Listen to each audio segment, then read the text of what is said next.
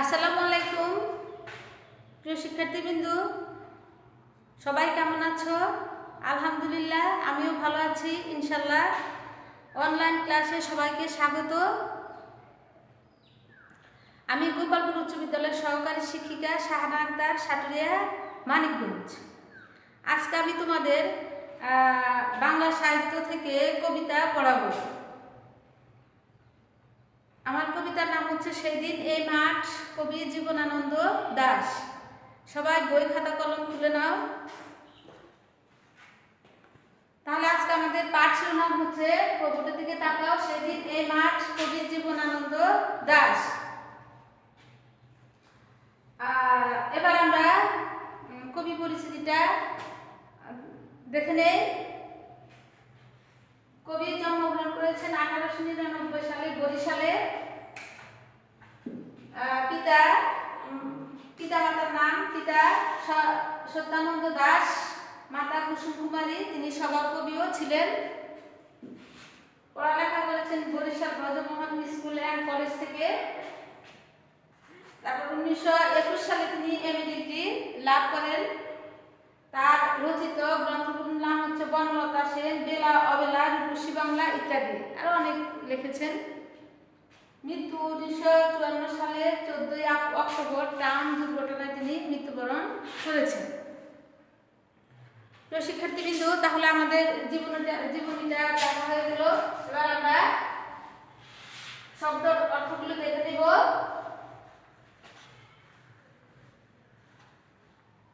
সবাই বই খাতা কলম খুলেছো তো?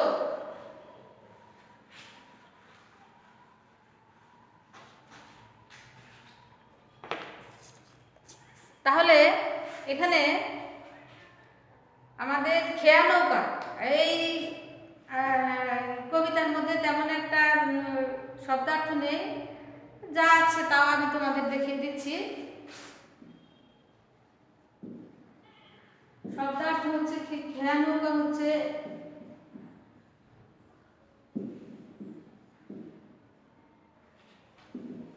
ছোট নদী পারাপারের ছোট নৌকা।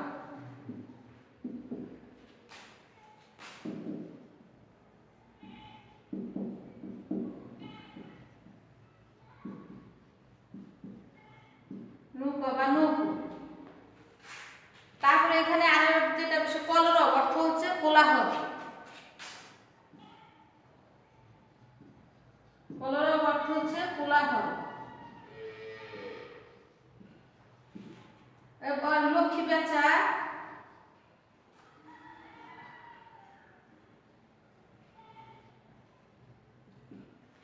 লক্ষ্মী বেচা পাখিটা হচ্ছে এক জাতীয় মঙ্গল বার্তা বাহক পাখি।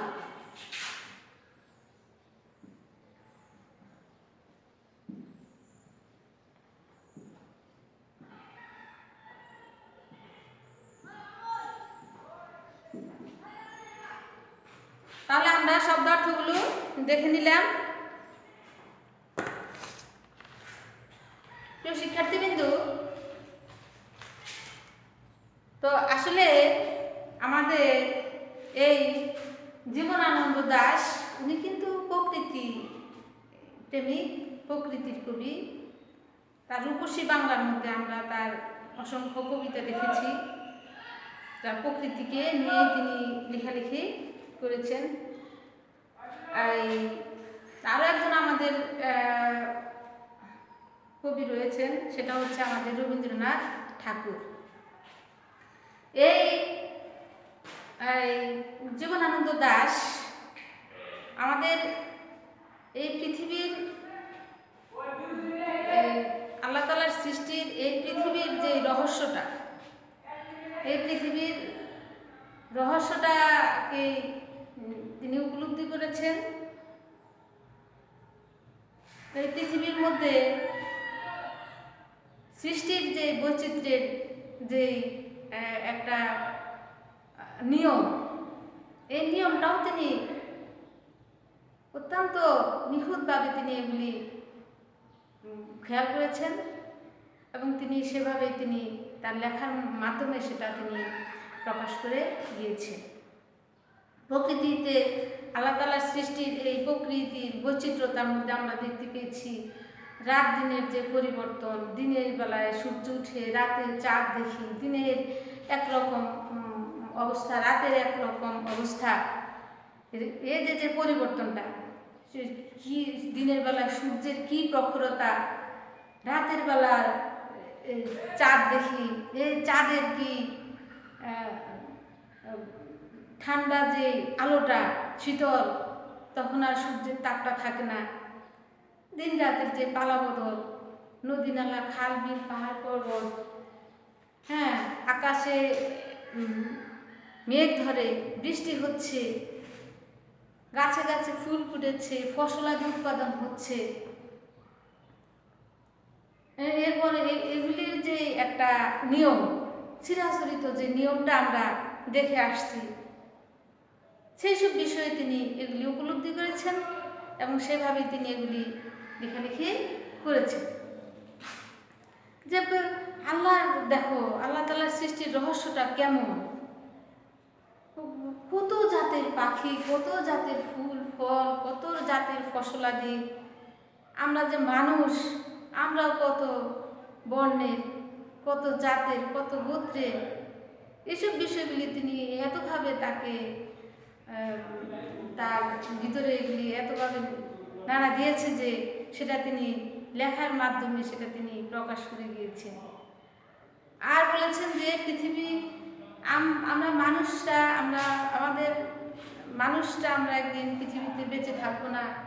আমাদের সব কিছু, আমরা যা কিছু সৃষ্টি করছি, এগুলির ধ্বংস আছে, এগুলির বিনাশ আছে, কিন্তু আল্লাহ তাআলার সৃষ্টি, এটার কোনো ধ্বংস নেই, এটার বিনাশ নেই, এটার যে গতিময়তা, এটা যেরকম এটা সেরকমই থাকবে, এটার যে চলন, এটার যে বলন, এটার যে গতিবিধি, এগুলি সব একই রকম থাকবে। এটাই কবি এই কবিতার মাধ্যমে তিনি বোঝাতে চেয়েছেন। তো প্রিয় শিক্ষার্থীবৃন্দ, চলো আমরা একটু কবিতায় চলে যাই। প্রথমে আমি একটু আবৃত্তি আকারে পড়ে নিচ্ছি যে আমাদের এই কবিতার মধ্যে কি রয়েছে। তাহলে দেখো, সেই দিন এই মাঠ, কবি জীবনানন্দ দাশ। সেই দিন এই মাঠ স্তব্ধ হবে না কো জানি, এই নদী নক্ষত্রের তলে। সেই দিন দেখিবে স্বপ্ন, সোনার স্বপ্নের স্বাদ, পৃথিবীতে কবে আর ঝরে। আমি চলে যাব বলে চালতে ফুল কি আর ভিজিবে না শিশিরের জলে। নরম গন্ধের ঢেউয়ে লক্ষ্মী পেঁচা গান গাবে নাকি তার লক্ষ্মীটির তরে। সোনার স্বপ্নের স্বাদ, পৃথিবীতে কবে আর ঝরে। চারিদিকে শান্ত বাতি, ভিজে গন্ধ, মৃদু কলরব, খেয়া নৌকাগুলো এসে লেগেছে চরের খুব কাছে। পৃথিবীর এসব গল্প বেঁচে রবে চিরকাল, এশিয়া ধুলো আজ বেবিলন ছাই হয়ে আছে। তাহলে কি আমরা কবিতাটা দেখেছি? এবার আমি কবিতার বিস্তারিত আলোচনা করে দিই। সেদিন এ মাঠ স্তব্ধ হবে না গো জানি। এই লাইনের অর্থ কি বুঝিয়েছে? যে আমরা আল্লাহ তাআলার এই যে এই পৃথিবীটা, এই যে ভূপৃষ্ঠটা, শিক্ষার্থী, এই ভূপৃষ্ঠটা কিন্তু একই রকম থাকবে, এটার কোনো থামাথামি নেই। এটা যে চলছে, এটা যে গতিময়, এটার যে গতিময়তা, এটার যে সামনের দিকে এগিয়ে যাওয়া, ধাবিত হওয়া, সেটাই বুঝিয়েছে। সেই দিন এই মাঠ স্তব্ধ হবে না কো জানি। মাঠের ভিতরে কি আছে? প্রাণীকুলের যে বিস্তরণ, পানিকুল যে চলছে, গাছে ফুল ফুটছে, নদীতে পানি প্রবাহিত হচ্ছে, আরো যে যে বিষয়গুলি, এটাকেই বুঝিয়েছে। সেই দিনে মাঠ স্তব্ধ হবে না কো জানি, এই নদী নক্ষত্রের তলে। কোন তলে? নদী নক্ষত্রের। আমাদের পৃথিবী, আমাদের মাথার উপর যে বিশাল মহাকাশ রয়েছে, প্রিয় শিক্ষার্থী, মহাকাশ রয়েছে, এই মহাকাশের নিচে যে প্রাণীকুলের যে বসবাস, প্রাণীকুল শুধু মানুষেরই কি প্রাণ আছে? গাছপালারও তো প্রাণ আছে, তাই না? আরো আল্লাহ তাআলার কত জাতি পাখি, কত পশু পাখি, কত ধরনের কত জাতি পাখি রয়েছে। এই যে যে বিষয়, সেটাই বুঝেছি। এই নদী নক্ষত্রের তলে সেদিন দেখিবে স্বপ্ন, সোনার স্বপ্নের স্বাদ পৃথিবীতে কবে আর ঝরে। প্রিয় শিক্ষার্থীবৃন্দু, এই যে আমরা মানুষরা যে বসবাস করেছি, আমাদের একটা স্বপ্ন রয়েছে। আমরা এই স্বপ্ন দেখি, মানুষে আমরা স্বপ্ন দেখি, মানুষে আমরা ভালো মন্দ উপলব্ধি করি। আমরা দুঃখ পেলে কান্না করে থাকি, আমরা আনন্দ পেলে আমাদের মনের ভিতরে আনন্দতা কাজ করে, ভালো লাগা কাজ করে, আনন্দ পেয়ে থাকি। হ্যাঁ, তো এই যে আমাদের যে বিষয়টা, সোনার স্বপ্নের স্বাদ পৃথিবীতে কবে আর ঝরে। সোনার স্বপ্নের স্বাদ পৃথিবীতে কবে আর ঝরে, এটা আমরা চলে যাব, কিন্তু এই নিয়মগুলি আল্লাহ তাআলার কাছ থেকে আমরা যে জিনিসটা পাচ্ছি, যে বিষয়গুলি আমাদেরকে আনন্দ দেয় যে কোনো বিষয়ের উপর, সেটা কে বুঝিয়েছে, সেটাই এগুলির কিন্তু ধ্বংস নেই। সোনার স্বপ্নের স্বাদ পৃথিবীতে কবে আর ঝরে। আমি চলে যাব বলে, আমি চলে যাব, কবি কোথায় চলে যাবে? কবি কি এক জায়গা থেকে আরেক জায়গায় যাবে সেটা না, কবি যে পৃথিবী থেকে চিরবিদায় নেবে, পরপারে যাবে, মৃত্যু হবে, সেটাই বুঝিয়েছে। আমি চলে যাব বলে, তাই বলে কি চালতে ফুলকে আর ভিজবে না শিশিরের জলে? চালতে ফুলকে তিনি খুব বেশি পছন্দ করেছেন। চালতে ফুলের মধ্যে তিনি যে একটা আনন্দ পেয়েছেন, সেটাই বুঝিয়েছে। যে আমি চলে যাব বলে চালতে ফুলকে আর ভিজবে না শিশিরের জলে। অর্থাৎ কি, চালতে ফুলটা একটু বড় বড় সাদা আকার, আসলে খুবই সুন্দর চালতে ফুলটা, গ্রামটা ওই মৃদু মৃদু একটা গ্রাম রয়েছে। আর এই শীতকালে চালতে ফুলের মধ্যে যখন পানি পড়ে না, তখন খুব একটা ভিজে যায়, তখন একটা ঘ্রাণ বের হয় ফুলের। এটা কি বুঝিয়েছি, যে চালতে ফুল কি আর ভিজবে না শিশিরের জলে। আর এটা যে ঘ্রাণটা বের হয়, এই ঘ্রাণটাকে নরম গন্ধে ঢেউয়ে। লক্ষ্মী পেঁচা গান গাবে নাকি আর তার লক্ষ্মীটির তরে। লক্ষ্মী পেঁচা মানে কি, যে যে এটা হচ্ছে তোমার এক ধরনের এই সুখ বহন করার একটি পাখি, যে আমাদেরকে ভালো খবর দিয়ে থাকে, এটাকে বুঝিয়েছে, এটাকেই আখ্যায়িত করেছে। যে লক্ষ্মী পেঁচা গান গাবে নাকি তার লক্ষ্মীটির তরে। সোনার স্বপ্নের স্বাদ পৃথিবীতে কবে আর ঝরে। এই পৃথিবীতে প্রাণীকুলরা যে আসে, এই পৃথিবীর যে চিরাচরিত যে নিয়ম, হ্যাঁ, এটা এটা এটা সবসময় থেকে যাচ্ছে। আমরা মানুষরা আমরা যা সৃষ্টি করি সেটাই শেষ হবে, আর কোনো কিছু শেষ হবে না। সোনার স্বপ্নের স্বাদ পৃথিবীতে কবে আর ঝরে। চারিদিকে শান্ত বাতি ভিজে মৃদু কলরব। চারিদিকে যে কলরব, এখানে পাখি ডাকাকে বুঝিয়েছে। চারিদিকে শান্ত বাতি ভিজে গন্ধ মৃদু কলরব। হ্যাঁ, চারিদিকের পরিবেশটাকে এখানে শান্ত শোভাময় একটা বিষয় বলেছেন। যে এই আমাদের এই গাছপালা, নদী নালা, খাল বিল, পাহাড় পর্বত সব কিছুর মধ্যে যে একটা ভালো লাগা রয়েছে, আমাদের মাটির যে একটা গন্ধ রয়েছে। হ্যাঁ, তো এই যে বিষয়গুলো, চারিদিকে শান্ত বাতি ভিজে গন্ধ মৃদু কলরব, খেয়া নৌকাগুলো এসে লেগেছে চরের খুব কাছে। আবার আমরা জানি যে বাংলাদেশটা হচ্ছে কি একটি নদীমাতৃক দেশ। আর এই বাংলাদেশে আগে ছিল নৌপথে ছিল তোমার যোগাযোগের প্রধান মাধ্যম। তখন আগেকার সময় যে কবিরা যে লিখেছেন, নদীকে বেশি প্রাধান্য দিয়েছেন, নদীকে দিয়েও লিখেছেন, পাহাড় পর্বত আছে। আর আমাদের যেটা বিষয় সেটা হচ্ছে যে আগে তো সড়ক পথ এরকম ছিল না, তো এই নদী পথে মানুষে এপারে ওপারে যে যাতায়াতের যে বিষয়টা, এই পারের মানুষের সঙ্গে ওই পারের মানুষের সঙ্গে যে সৌহার্দ্য বন্ধুত্বগুলো যে সম্পর্ক, কাজকর্মের ক্ষেত্রে বিভিন্ন ক্ষেত্রে মানুষ এপারে ওপারে যাওয়া আসা করতো। তো এই যে একটা ভালো লাগা, এই নিয়মগুলি, মানুষের এই চলাচলের যে নিয়মটা, কাজকর্মের যে নিয়মটা, এটা কিন্তু একই রকম থাকবে, কিন্তু আমি থাকবো না। আমি যেমন আনন্দ দাস, আমি তোমরা থাকবো না। হেয়া নৌকাগুলো এসে লেগেছে চরের খুব কাছে। পৃথিবীর এইসব গল্প বেঁচে রবে চিরকাল। পৃথিবীর এইসব মানুষ, এই যে আমাদের পৃথিবীর যে সৃষ্টি হলো আদম হাওয়া থেকে শুরু করে এই পর্যন্ত, সবই ইতিহাস। একটু আগে আমি যেটা বলছি এটাও ইতিহাস, গতকালকে যেটা গিয়েছে সেটাও ইতিহাস, তারও পূর্বে যা গিয়েছে সবই ইতিহাস। অর্থাৎ ইতিহাসগুলি থাকবে, আর সবই এগুলি বেঁচে থাকবে। খেয়া নৌকাগুলো এসে লেগেছে চরের খুব কাছে। পৃথিবীর এসব গল্প বেঁচে রবে চিরকাল। মানুষ কি করে যাচ্ছে, কি করছে, আল্লাহ তাআলার সৃষ্টির মাখলুকাতের রহস্য কি দিয়ে কি হচ্ছে, কোন সময় কোন ঘটনা ঘটেছে। পৃথিবীর এইসব গল্প বেঁচে রবে চিরকাল। এশিয়ার ধুলো আজ বেবুলিন ছাই হয়ে আছে। এশিয়াটা হচ্ছে কি পুরাতন সভ্যতা। প্রিয় শিক্ষার্থী, কিন্তু পুরাতন সভ্যতা সব কিছু ধ্বংস হয়ে গেছে। মানুষ আমরা যা কিছু সৃষ্টি করেছি, অট্টালিকা করেছি, ও যে আমরা যেটাই করেছি, সুখে আরামে বসবাসের জন্য আমরা যা কিছু করেছি, ইন্ডাস্ট্রি, কল কারখানা, আমাদের যা কিছু আমরা যা কিছু সৃষ্টি করেছি, এ সবই ধ্বংস হচ্ছে, সবই একদিন শেষ হয়ে যাবে, নষ্ট হবে। কিন্তু আমাদের এই আল্লাহ তাআলার এই সৃষ্টি কোনোদিন শেষ হবে না।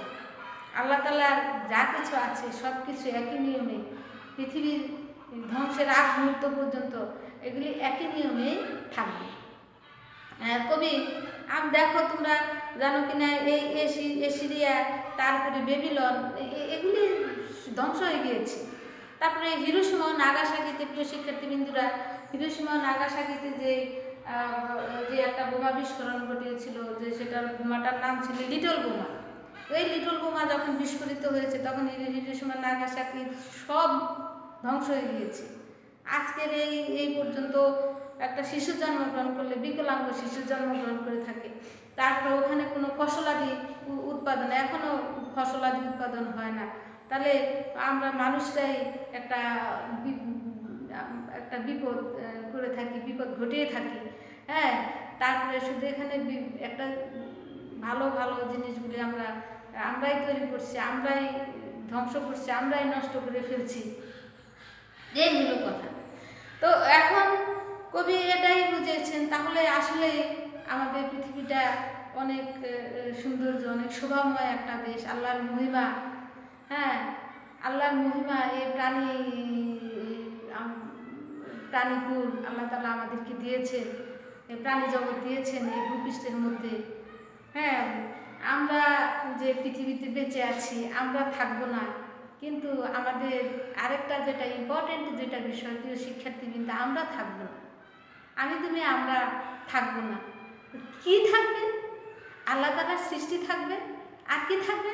আমরা মানুষরা যেটা ভালো কাজগুলো করে যাব সেটাই থাকবে। এটা পৃথিবীতে যতদিন বেঁচে থাকবে এটা থাকবে।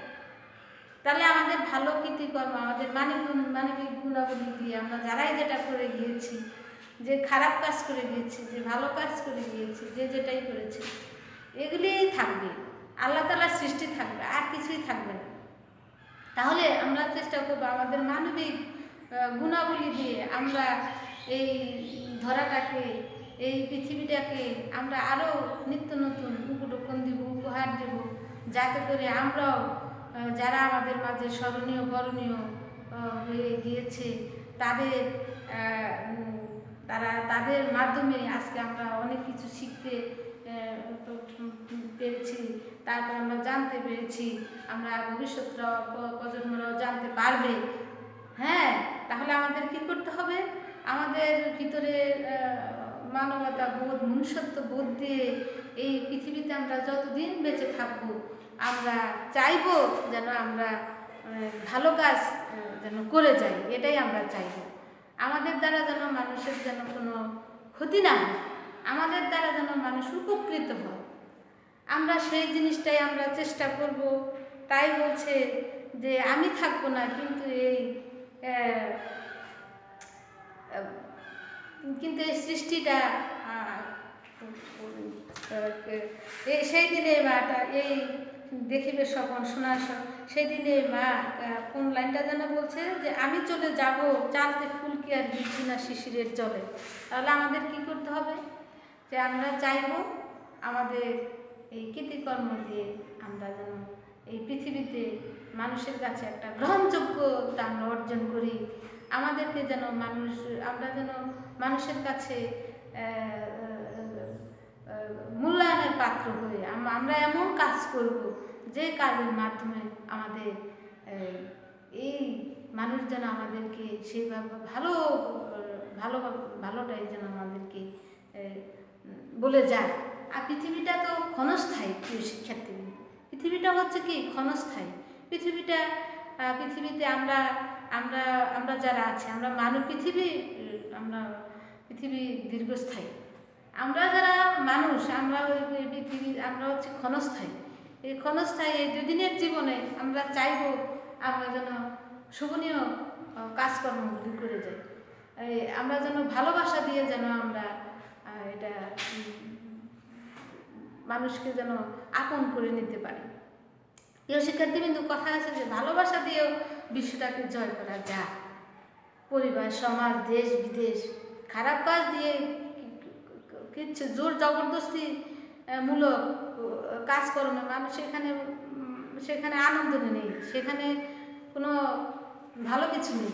ভালো কিছু রয়েছে কি, যেখানে ভালোবাসা রয়েছে, যেখানে স্নেহ মায়া মমতা বোধ রয়েছে, সেখানে অনেক কিছু পাওয়ার রয়েছে, সেখানে মানুষের মূল্যায়নতা রয়েছে।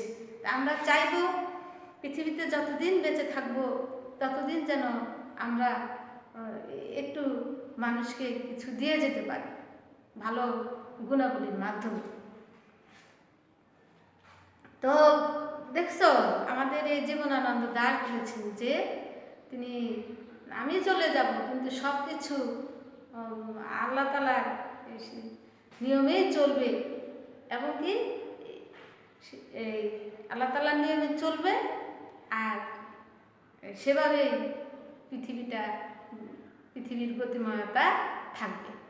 গাছে ফুল ফুটেছে, নদীতে পানি প্রবাহিত হয়েছে, বিভিন্ন গাছ গজে উঠছে, এগুলি একইভাবেই থাকবে। তাহলে কি আমরা বুঝতে পেরেছি এই সেদিনের মাঠ কবিতাটার মূল বিষয়বস্তুটা কি? তো ঠিক আছে, তোমরা 1 পৃষ্ঠা মূল ভাবটাই লিখে আনবে।